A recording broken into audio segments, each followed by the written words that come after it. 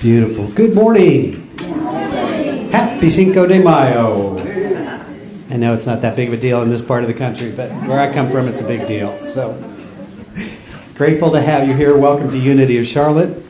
I'm Marty Bacher, and I'm blessed every week that I get to welcome you and invite you into this community. We remind ourselves that we're here to nurture a deep and abiding sense of the divine through the practice of unity principles. And simply put, we're here to love and to grow and to serve. And so we are of the opinion that our lives are enhanced by being in spiritual community together. So grateful for everyone who shows up week after week and for all of the people of service to each other in this community. If you join us for the first time today, we want to just welcome you, tell you relax, enjoy yourself. If you didn't receive a packet, we want to make sure you do, tell you a little bit about us and allow us to find out more about you. Also, if you're in need of prayer today, we invite you to fill out a prayer request in the lobby. You'll see the Ministry of Prayer box located there, or you can also do that online. Let us move to the inward journey as we simply take a moment to relax and breathe into this moment. We're opening our hearts and our minds to that divine presence that indeed is always available, awaiting our recognition of it. And so my heart is open this day as I speak these words of truth, as I recognize and realize the one life, the one power, the one presence that is indeed everywhere, always available. And to the degree that we remember this truth, we are set free. As we set this intention for this month of a realization of the divine, we are knowing that we are opening even wider to that presence, to the presence of unconditional love, to divine wisdom, to the realization of God in all things, everywhere, always present. Indeed, how blessed we are to be together in this spiritual community as we share the journey of self-discovery and divine unfoldment. So grateful for all the hands and hearts that come together to provide this place, the energy that makes it so wonderful. And I'm blessed for the wisdom teachings that allow us to see our lives as divine in origin. So in great gratitude, I'm simply giving thanks. I'm blessing this day. I'm knowing it unfolds perfectly, that it is good and very good. And for all of these blessings and so many more, I simply give thanks and allow it to be so. As together we say, and so it is. Amen. Please stand and join us, and then remain standing.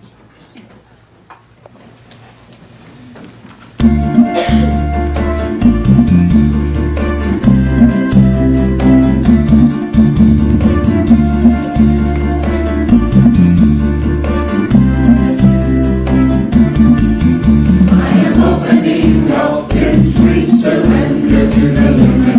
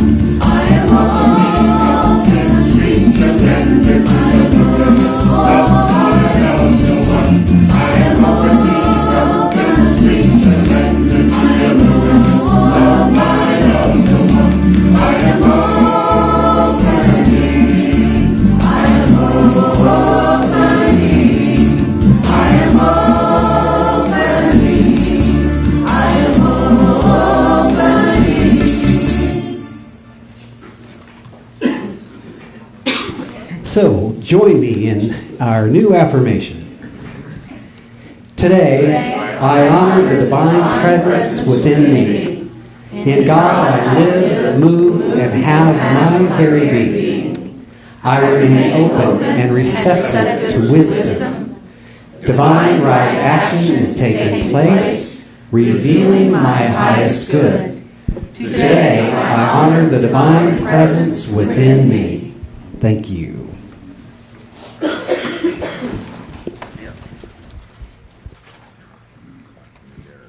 So today's inspiration comes from a wonderful gentleman, Guy Finley.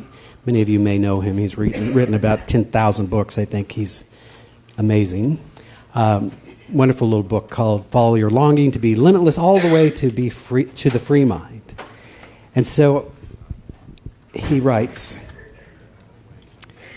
the deep dissatisfaction we often feel with the littleness of our lives is not the proof of our true needs for an encompassing, more complete life that can be met. We are intended here and now to know the higher pleasures that move freely through the inwardly liberated heart, including love, strength, purpose, and compassion.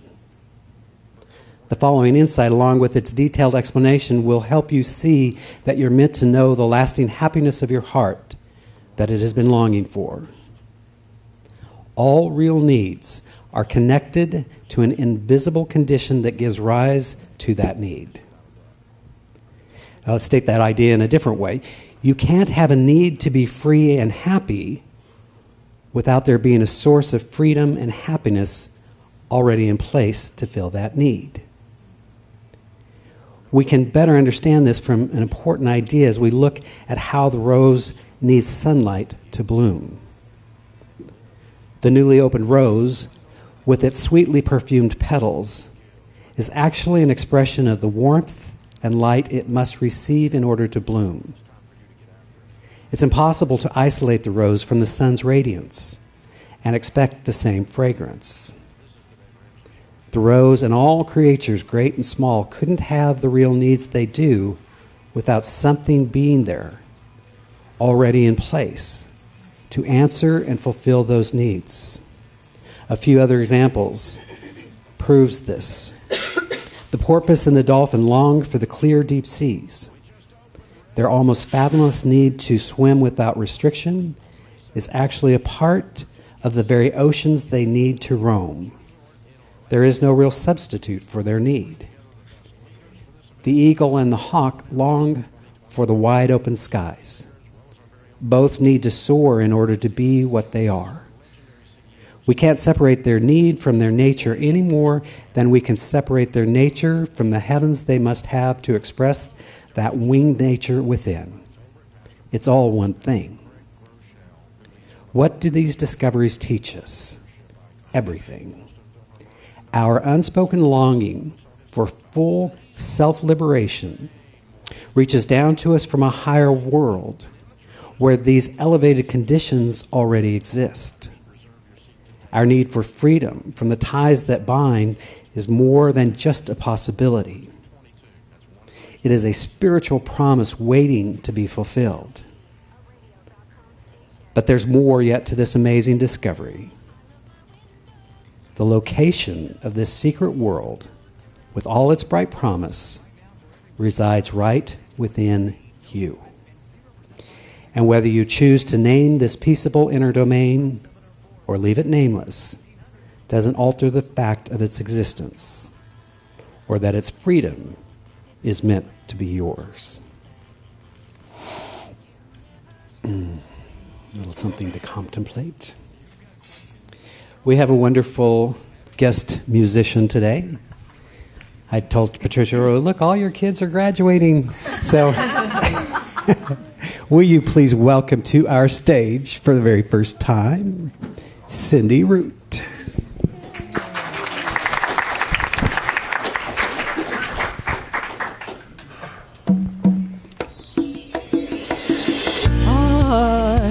I am so grateful for this life I have to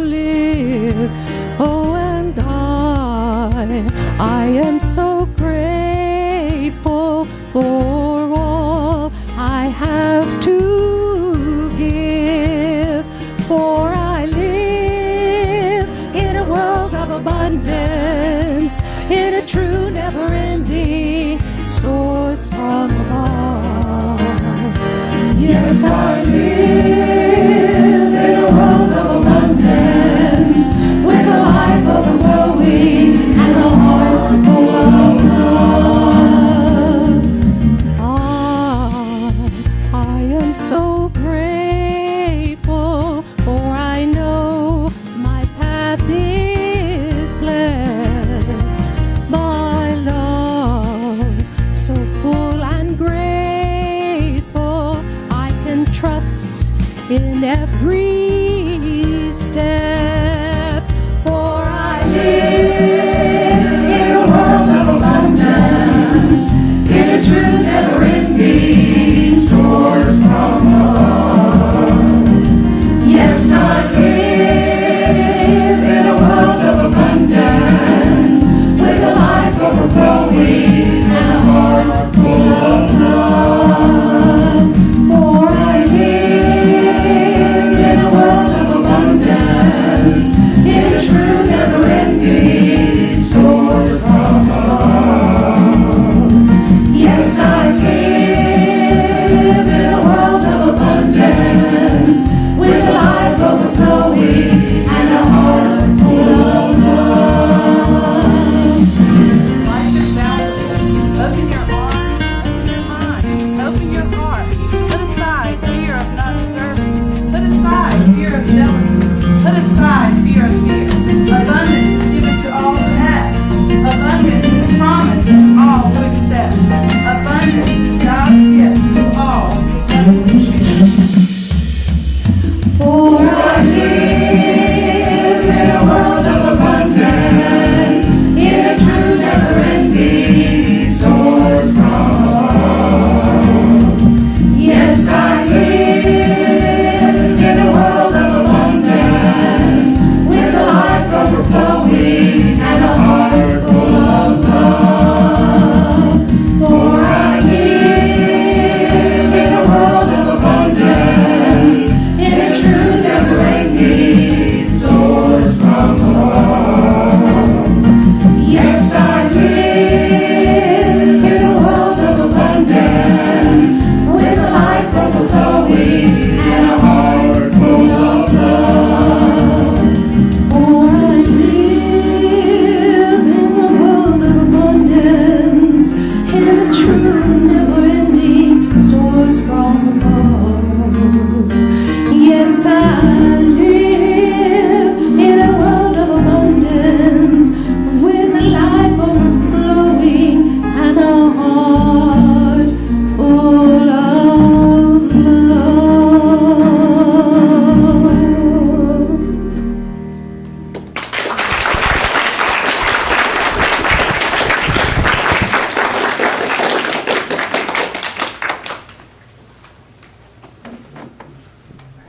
Beautiful. Thank you.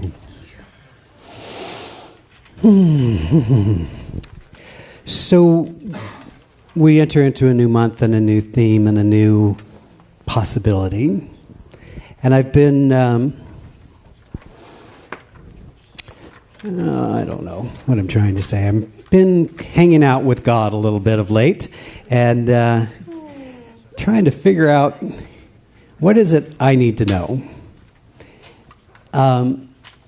And sort of the message I get over and over is you make it too difficult. Right? So maybe we'll just go back to simple again, right? Because, you know, one of the things I do over and over and over is speak to this idea that we already live and move and have our being in the divine presence. And yet, sometimes I find myself operating as if I don't. Not trusting that. Not being aware of who I am, the nature of the divine. And so, in this month, we're speaking to this idea of a realization of the divine.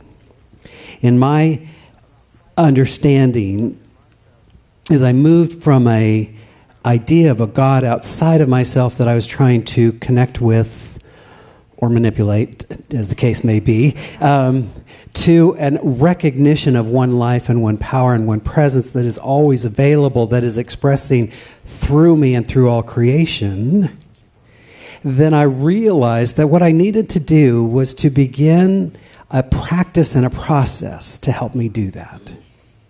And so I found these wonderful teachings that help us to understand or help us to work with the tool that we have been given. And the tool that we have been given is our mind. So I love this idea that Guy Finley puts forth of the amazing discovery is that the thing that we're looking for is within us.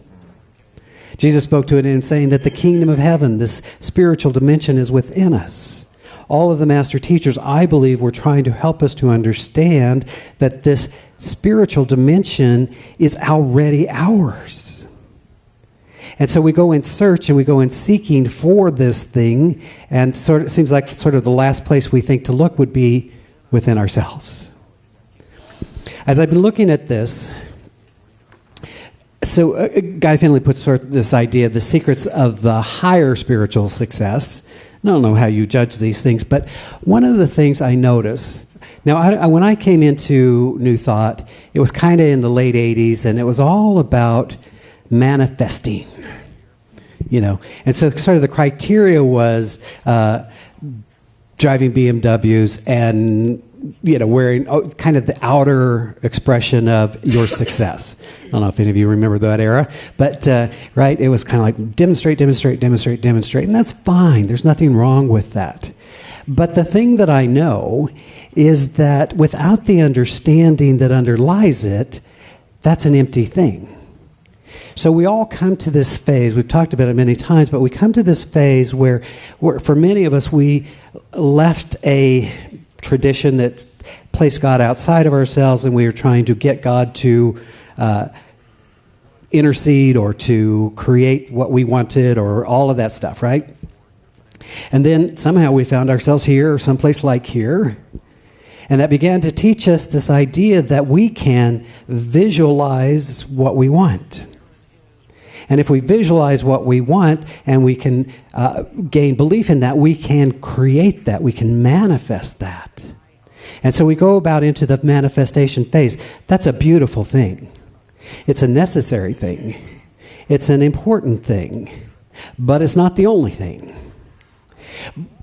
Having established that as our basis, then the next evolution is what I would refer to as surrender, although for many people when you say surrender, they hear that as giving up, as opposed to opening up.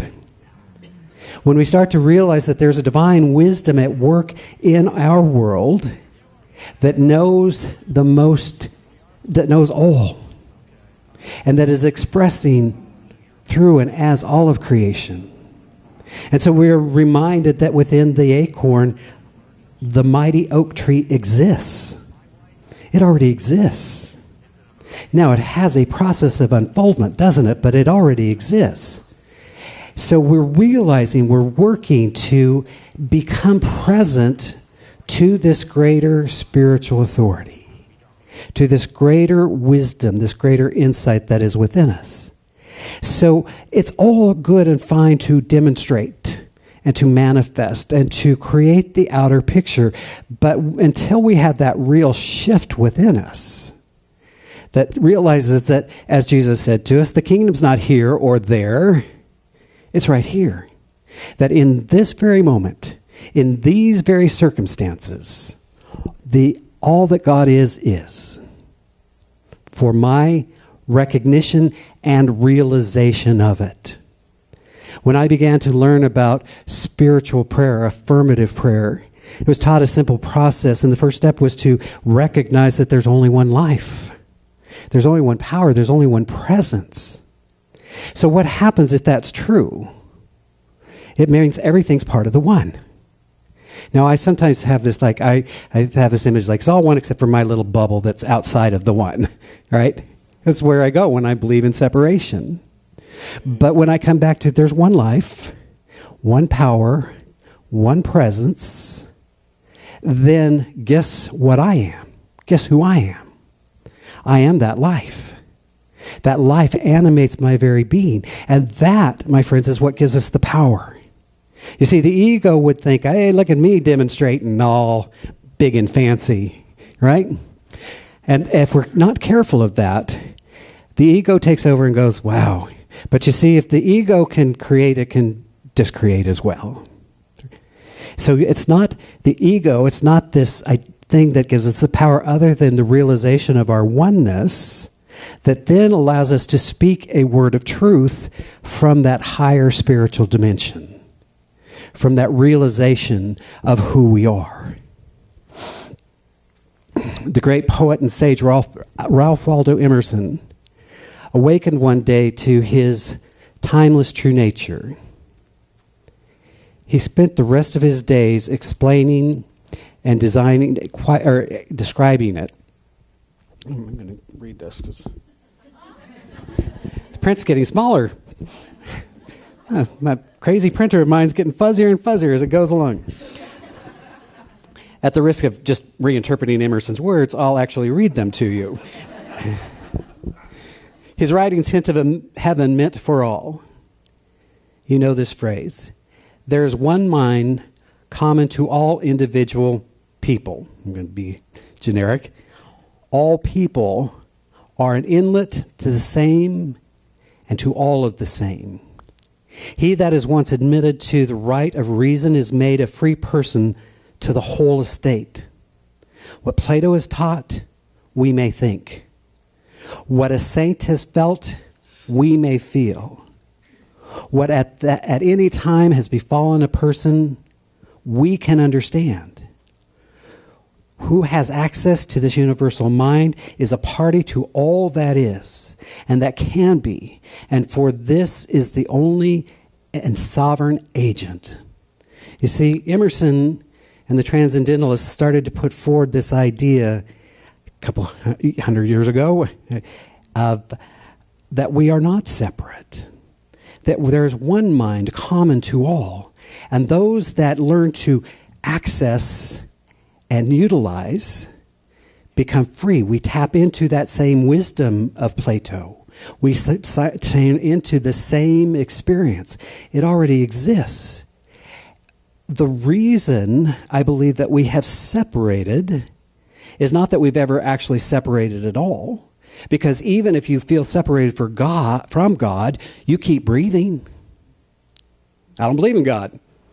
Okay? You're still breathing. Your heart's still pumping. Something's going on. Call it what you want. I don't care. You call it, call it Sam if it works for you. But that it's still at work, right? Life is still working. But if I believe in the separation from the one, then my life starts to be about overcoming. I start to see things in my life as obstacles. I see things as blockages to my greater good.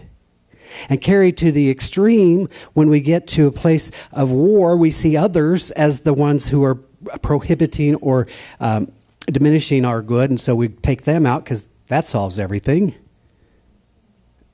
Or not. Hadn't worked so far, but maybe we'll try it yet one more time. Rather, to realize that if it is true, if what Jesus was telling us, what Emerson is telling us, is that right where we are is the presence of the divine, then my adjustment is about being still, to stop listening to the chatter mind and tap the higher mind, we might call it. You know those minds, right? Yeah. You see, I often speak of it in terms of, when I think about it in terms of meditation, that when there's the reactive mind that we have, that is always judging, always processing, always naming, always claiming, right? So everything's happening, we're saying, oh, that's bad, that's good, oh, right? That's our reactive mind. But behind that mind, there is a observer mind. And I know that because I observe myself with my monkey mind, right? So when we can, it's very simple. If we'll just stop, take a breath, all of a sudden I'm like, wow, I feel peaceful. So there it is. There's a secret. Take a breath. Stop.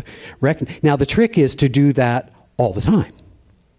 You see, it's a funny thing. We talk about how we get into this reactive mind, and so much of what's happening in our lives is because we're operating from that. He uses an example in a wonderful book. He's like, if you can learn to just observe, not judge, but to observe, you can see this take place in our world. Let's say you're having dinner with a group of friends, and they're sitting around the table. Everything's cool. Everybody's at peace. Everything's wonderful. And then somebody says, have you heard about what's happening with the price of coffee? Now, that's a neutral thing, isn't it? And then somebody says, what's happening? And somebody says, the price is going up. Let's use gas. That's going on right now. Yeah, right? The price of gas. Now, what happens? People that don't drink coffee or use gas are like, whatever. I'm not going to react to that. But if you're addicted, then a fear thought comes in and says, oh my God, what if I can't afford my morning cup of coffee? Then what happens to my life? And we're off and running down the road. Now, if you can gather some people around you who are also addicted and want to be in that train, then you can create a little group around, oh my God, have you heard about what, right? Let us protest, right? See where we go? It was a neutral thing until we add to it an interpretation and a reaction. Guy Finley, as he's talking about this idea, is he's saying that what we need to, whatever we call it, what we need to do is to learn to be in that free mind that observes without reacting. Because it's all pretty neutral, isn't it? If you've ever been to any event, maybe you've been to the same movie with your beloved who you agree 100% about everything with, as all spouses do, and you walk out of the movie and you realize you just had two entirely different experiences of the same movie. Isn't that amazing how that works? Now, one option is to start trying to convince your beloved, who you agree with everything about why you're right about your experience. And that always works. Or you just realize that we are all in this process of interpretation, but we can come back to a place of peace. We can come back to a place of peace. And the spiritual practice is not that we do meditation every day, although highly encourage it. But it's the 3.5 hours in between that half hour of meditation is where the practice lies.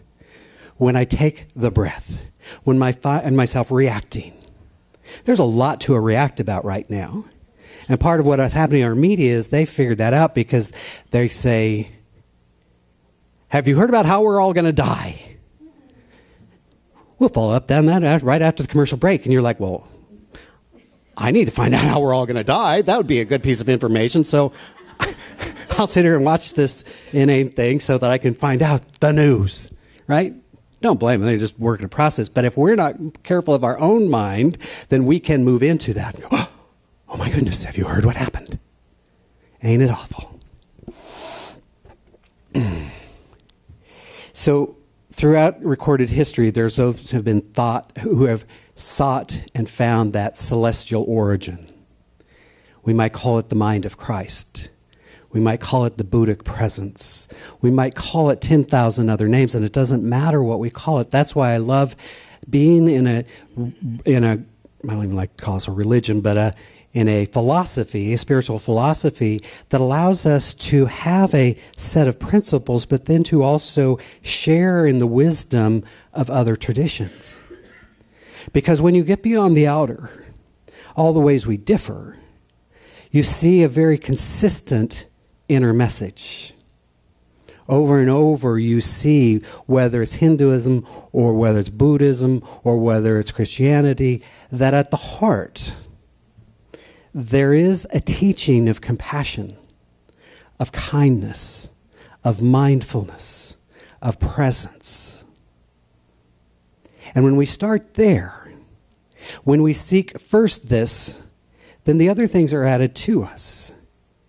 When we seek the outer first, then we can chase and chase and chase. Right? So I was looking at some of these materials. I was reminded of this idea sometimes about what drives greed. Right? Why is it if you have $1 billion, you feel like you need to have 2? Right? Or if you've got your 2 already, you're looking at the 4. I don't know where you fall in the scheme of things, but right? But that thing that says, this isn't enough. So I must go get more. But when we do that, so again, not judging anybody, I'm just saying it's how this reactive mind plays out. That says, where I am today is not enough. Who I am today is not enough. What I'm experiencing today is not enough. And because we have bought into the misleading idea that more is more, we go in, consume, and we think, surely this new outfit will make me look beautiful. Right? And sometimes we find that we have closets full of stuff. Right? Because the thing did not provide the experience. When we recognize we are beautiful, with all of our wonderfulness, then it doesn't really matter what you put on because you're going to rock it. That's how I feel, right? Just going to rock it because I am beautiful. I am at peace. I am love. The teachings is the recognition that we are not separate from our good. We say this 100 times, 100 different ways, week after week. And yet, I don't know about you, but I sometimes think that I'm separate from my good. But when I realize that it's in this presence and in this power that I dwell, that my power comes not from the outer, but from that inner recognition. You see, part of what allows an oak tree to become fully manifest from the acorn is it doesn't have a limiting ego that says, oh, I don't know. You really want to be that big? You want to be that mighty? I mean, you know, the neighbors, what will they think, right? Don't be prideful, right? But to recognize that there is within us this presence and this power, and that we can not only access it, but we can allow it. I've been saying this a lot lately, but it just keeps coming back to me, that we then move from that stage of wanting to make things happen, wanting to manifest things, wanting to control things, to simply make things welcome. That if I am the presence of peace, then I attract to me peaceful experiences. And my peace is not determined by what is going on around me. That's how you know a spiritually aware person. That what's going on in the world doesn't throw us off our game. And so we stop and we take a breath and we reconnect with the moment and we realize the same intelligence that caused that breath to happen is the same that is guiding our life, that we can trust, that we can allow. Guy Finley says, the need for whatever I may be that we're drawn to is yet to be a realized presence within us. And it is the very thing to which I am drawn. So if we are drawn to a thing, it's because the presence within us is drawing us to it. Isn't that amazing? It's not because we don't have it. It's because we are being drawn to the thing to be made realized in our world.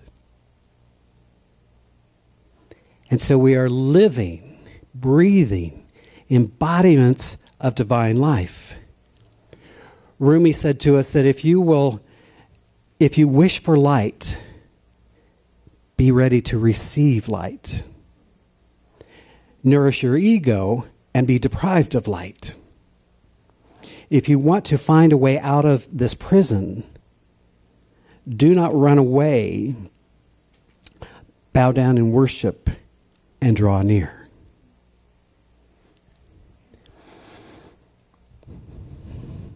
I've been sensing this tension that happens when something becomes uncomfortable and I want to run away or push it away. And when I can take that breath and remember I am the presence of the divine, then I can ask a new question, and that new question is what am I being invited to make welcome here? You see, if the opposite is showing up, then I'm being invited. If chaos is reigning, then I'm being invited to make peace welcome. If it appears there's lack and limitation, then I am being invited to recognize the abundance of my world, as somebody once sang. Right? If there's something missing, appears to be missing, it is simply an invitation to allow that greater something to do. So this realization of the divine, as we recognize that there's one life, that life is our life, then there is a proclamation of who we are. Where we differ in our prayer from many others is we speak affirmative prayer. We don't say, please God, give me what I want. We go, I already got it. I am it. And I'm calling that forth, allowing it to be realized. You see, we start with the whole and realize that everything within it is part of that. And so it is not that we are magically doing something. It's simply revealing the divine. Ernest Holmes once said, there is nothing to be healed. There is but a truth to be revealed. Right? It's not that we're going to go about healing. We're about revealing the truth, and revealing the truth allows a new condition to come forward. I always have this image of Jesus walking through the crowds, and all kinds of, you hear there's a faith healer in town, he's got it going on, all of a sudden crowds start showing up, right? They're all like, I want some of that, I want some of that. So you can imagine, as he was walking through, and what my sense, what I believe, what I've come to understand is that Jesus wasn't walking through the crowd seeing broken people. Jesus wasn't walking through the crowd seeing sickness. Jesus was seeing that divine essence and calling it forth. He was revealing the light within them. He was revealing the truth of who they are. And consequently, things happened. People walked. People were healed. People were blessed. The work that we do, I believe in this teaching, is that we continue to deepen in that awareness that all is well. That God is all there is. And that we can engage in a different conversation. When people want to stress out about the price of gas, love them, but don't join them. Or whatever other condition it may be, right? It's to walk that path of clarity and conviction, knowing that all is well. This is why it takes spiritual practice. Daily, moment by moment practice to remember the truth of who we are. So what I would tell you, as Guy Finley says, first it may be difficult to imagine such an idea that already within us dwells all that may ever be. This is it, kids. And yet so much more can be revealed, can it not? The acorn doesn't have to become something else to become the oak tree. The acorn has to become itself. The caterpillar doesn't have to become something else. It becomes a butterfly by revealing that. You see what I'm saying? It's already there. Now you may go through a little chrysalis stage. Don't panic. It's all part of the process. And you must allow that to happen. I came across, I just want to mention, reading Fillmore's book, Teach Us to Pray, and there's this great 6-day exercise. So I copied it. There's some copies out there in the lobby. It's a wonderful 6-day affirmation of denial. And of course, it's language in his time, but it's still pretty good stuff. So that's helpful to you, just to walk you through a process. And what I love about Fillmore is he's always coming back to the spiritual quality behind the thing. You see, we're not seeking money. We're seeking abundance. We're not seeking the outer. We're seeking what we believe that experience will be if we had the thing. So behind everything that we desire, there's an experience that we're seeking. And when we realize that if I'm seeking peace, I know where to go for that. If I'm seeking joy, I know where to go for that. Within the secret chamber of my heart. So I invite you, as you move through this week, to hold in your heart and in your mind this very simple idea. I dwell in possibility. I realize the divine. Something comes up. I dwell in possibility. I realize the divine. Let's start that process together as we pray. Just breathing into the awareness, the presence, the power. What would that mean if it were true that there is one life that delights in its self-expression? What would it mean if that one life was our life right here and right now? What would it mean if I gently and lovingly released my self-imposed limitations to be the presence through which the divine can make itself known in the world? What it means is I would remember who I am. That I would live from a place of humble power. Not I, but the power within me that does the work. And so we call forth divine love, knowing that it heals and transforms all relationships. We fully and freely forgive those who we perceive have harmed us, and we allow ourselves to be set free. We forgive ourselves for our limiting ideas, our limiting behaviors, our worn-out beliefs. We lovingly release those that we might embody the fullness of who we are. We accept and know that wholeness is the divine reality, and that wholeness expresses itself as health and as well-being and as vitality through every cell and every system of all the levels: spiritual, emotional, mental, physical. Healing and vitality is our divine birthright. We speak the word of truth as we know that right here and right now we are abundant beings, that we participate in a divine flow, and so we joyously give and graciously receive of this bounty. As Rumi says, if we would have light, we must be open to receive light, and so we are open and receptive to all of our greater good.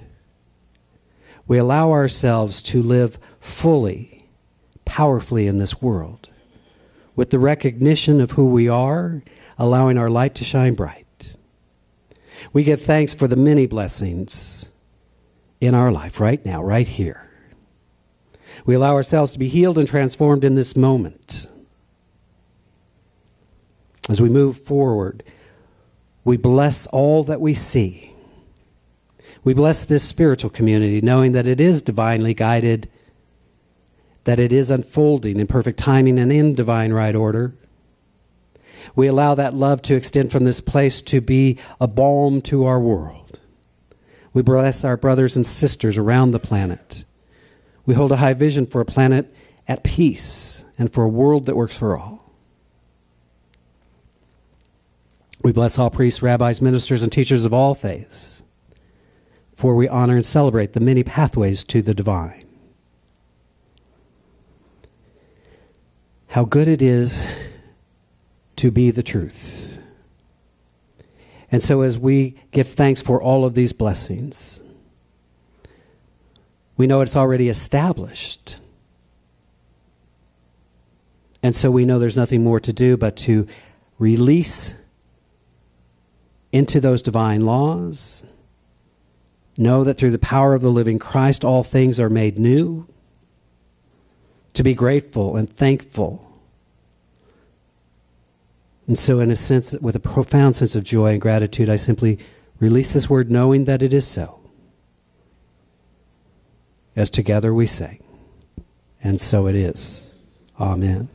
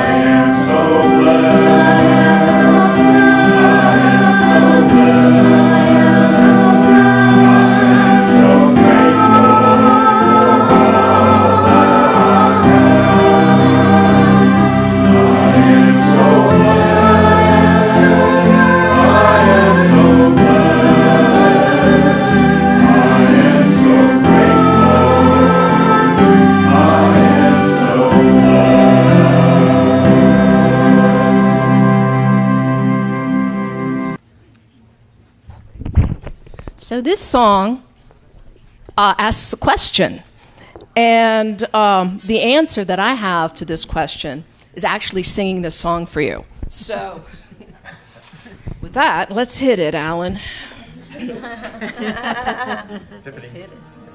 Tiffany.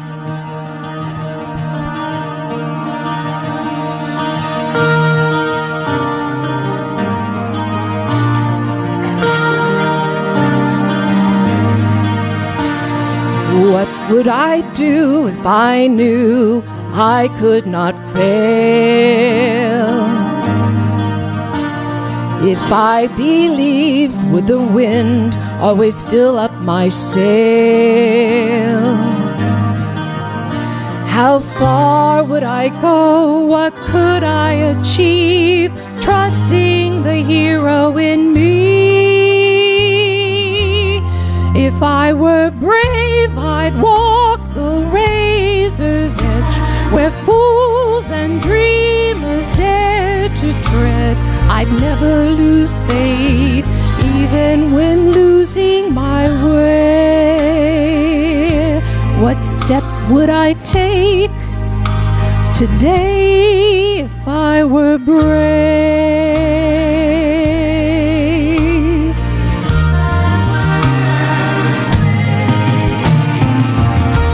What would I do today if I were brave? What would I do today if I were brave? What would I do today if I were brave? What would I do today if I were brave?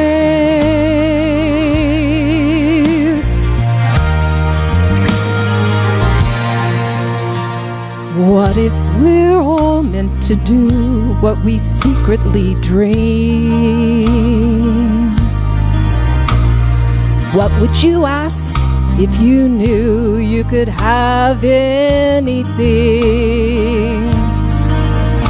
Like a mighty oak sleeps in the heart of a seed, are there miracles in you and me? If I were brave, I'd walk the razor's edge, where fools and dreamers dare to tread. I'd never lose faith, even when losing my way. What step would I take today if I were brave?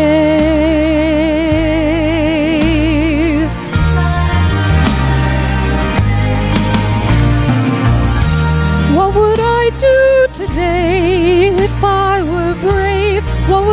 do today if I were brave?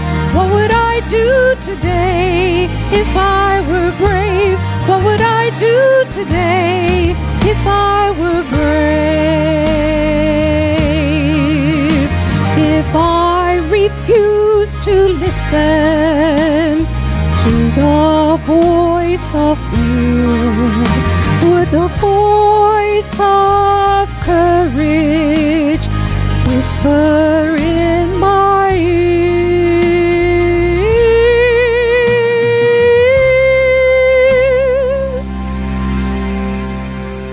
If I were brave, I'd walk the razor's edge where fools and dreamers dare to tread. I'd never lose faith, even when losing my way. What step would I take today if I were brave?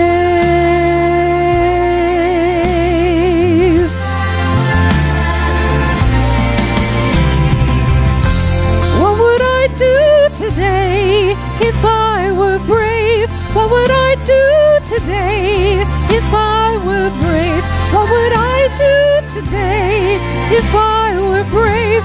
What would I do today if I were brave? What would I do today if I were brave? What would I do today if I were brave? What would I do today if I were brave? What would I do today if I were brave?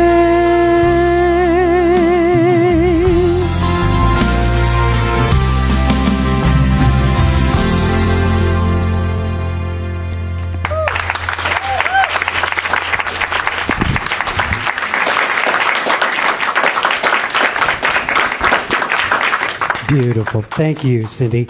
I can tell you, thank you for your bravery. What I can tell you is it's a long walk from that section to that spot. I watch every one of them go through it, so thank you for having the courage to stand and give your gift to us. We're blessed. So will you please stand and join me for our blessing and to sing the peace song. Again, we invite you to join us for potluck afterwards, and then next week if you want to bring something to memorialize your mom, that will be cool. So, the light of God surrounds us. The love of God enfolds us.